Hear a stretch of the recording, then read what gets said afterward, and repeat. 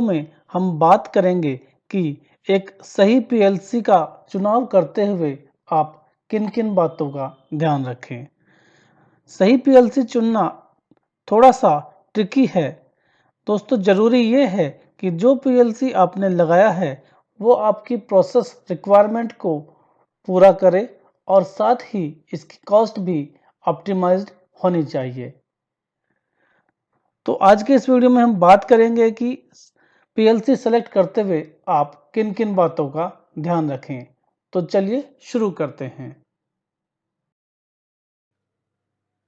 तो सबसे पहले आपको जिस बात का ध्यान रखना है वो है सिस्टम रिक्वायरमेंट, यानी कि जिस प्रोसेस या प्लांट को आप पीएलसी के द्वारा कंट्रोल करना चाहते हैं उसकी क्या रिक्वायरमेंट है, या जिस एप्लीकेशन या प्रोसेस को आप पीएलसी के द्वारा ऑटोमेट करना चाहते हैं वो कितना क्रिटिकल है, उसका सिस्टम आर्किटेक्चर क्या है, उसका साइज क्या है।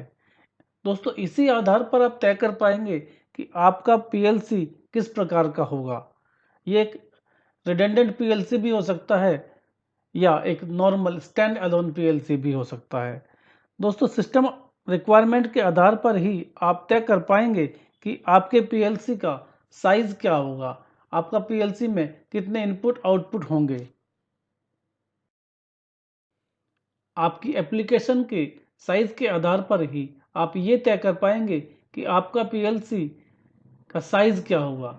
वो लार्ज पीएलसी होगा, मीडियम पीएलसी होगा या फिर एक माइक्रो पीएलसी से आपका काम हो सकता है।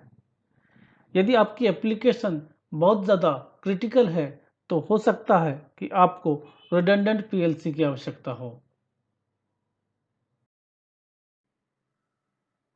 Speed of CPU. दोस्तों पीएलसी सीपीयू की स्पीड भी एक बहुत ही इम्पोर्टेंट फैक्टर है।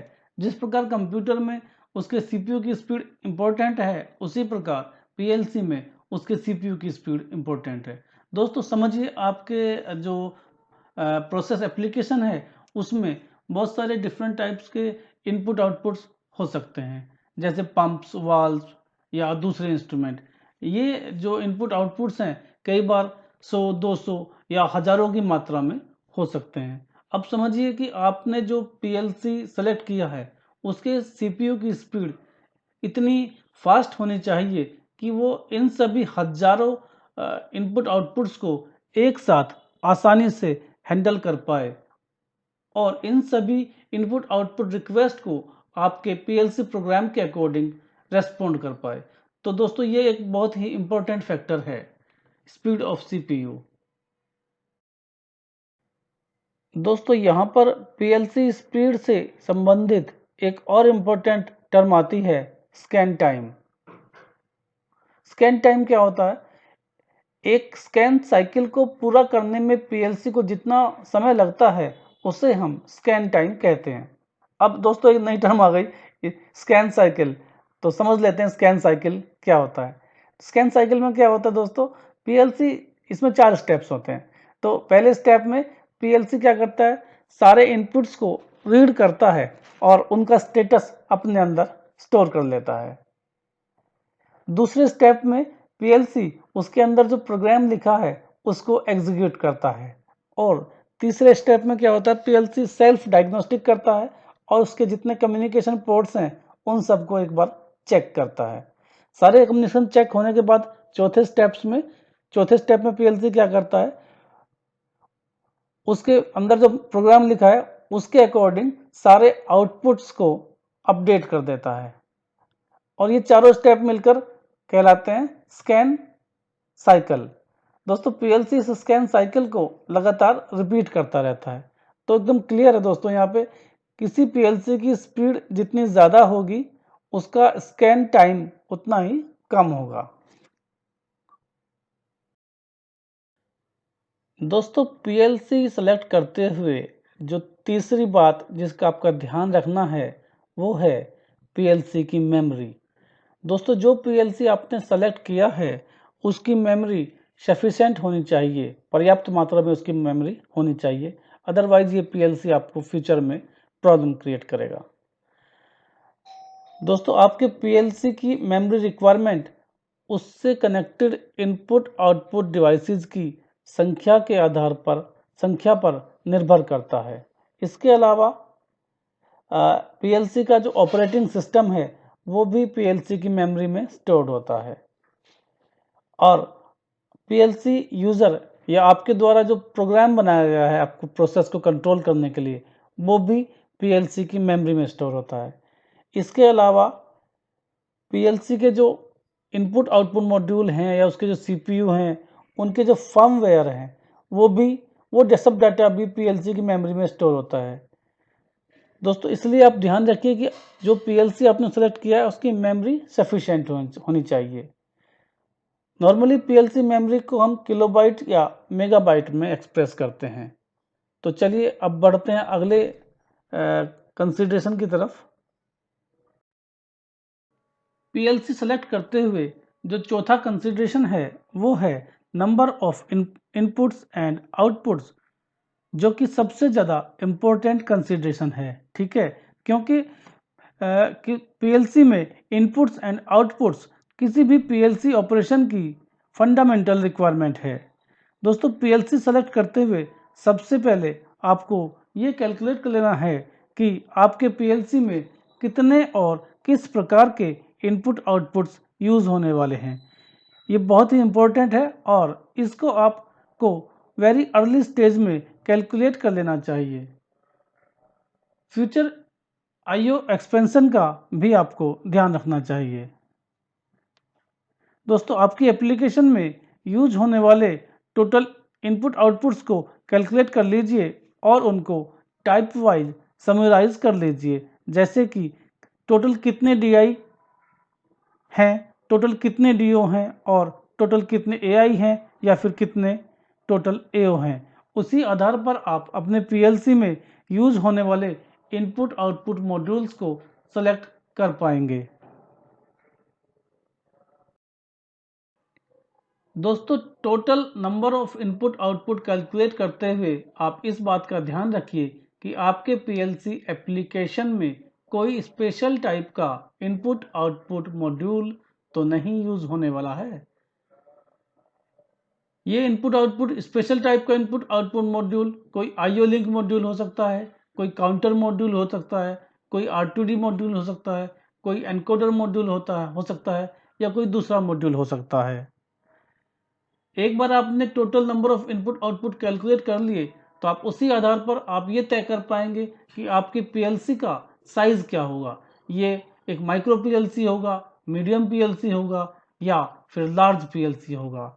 दोस्तों पीएलसी के साइज और उसकी आईओ के नंबर के आधार पर ही आप अपनी पीएलसी का साइज और कॉस्ट दोनों को ऑप्टिमाइज कर पाएंगे और आपका पीएलसी फुल स्विंग में काम कर पाएगा। तो ये बहुत ही इंपॉर्टेंट कंसिडरेशन है, इसका ध्यान रखिएगा आप। दोस्तों पीएलसी सेलेक्ट करते हुए जो फिफ्थ कंसिडरेशन है वो है कम्युनिकेशन प्रोटोकॉल। जी हाँ दोस्तों, कम्युनिकेशन प्रोटोकॉल भी एक इम्पोर्टेंट कंसिडरेशन है। आपको ध्यान देना होगा कि आपका पीएलसी दूसरे पीएलसी नेटवर्क्स, सिस्टम्स या फील्ड डिवाइसेस से किस प्रकार कम्युनिकेट करेगा। दोस्तों वैसे तो सभी पीएलसी में अपने कुछ इनबिल्ट कम्युनिकेशन पोर्ट होते हैं, फिर भी आप अपनी एप्लीकेशन के अनुसार कुछ एडिशनल कम्युनिकेशन पोर्ट पीएलसी में ऐड कर सकते हैं। पीएलसी में यूज होने वाले कुछ इम्पोर्टेंट और बहुत ही कॉमन कम्युनिकेशन प्रोटोकॉल के बारे में आपको बता देते हैं। ये हैं ईथरनेट कम्युनिकेशन पोर्ट, RS485 और RS232 communication port, CAN bus communication port, Modbus RTU communication port, Modbus TCP IP communication port, अजी communication port, Profibus communication port और MPI कम्युनिकेशन पोर्ट। तो दोस्तों आप अपनी एप्लीकेशन के अनुसार किसी पीएलसी में एडिशनल कम्युनिकेशन पोर्ट ऐड कर सकते हैं। ठीक है दोस्तों।